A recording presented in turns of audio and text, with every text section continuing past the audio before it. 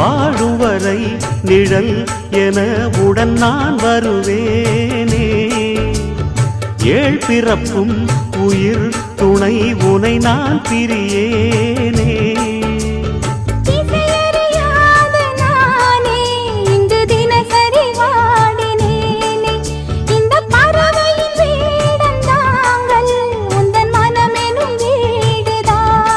நீண்ட காலம் நேர்ந்த சோகம் நீங்கி போக நானும் தீண்ட யோகம் விளங்கிட. பூமிக்கொரு வாரம் என்று எண்ணி இருந்தேன், பூமுடிக்க யாரும் இன்றி கண்ணி இருந்தேன். சொந்தமின்றி பந்தமின்றி நானும் இருந்தேன்.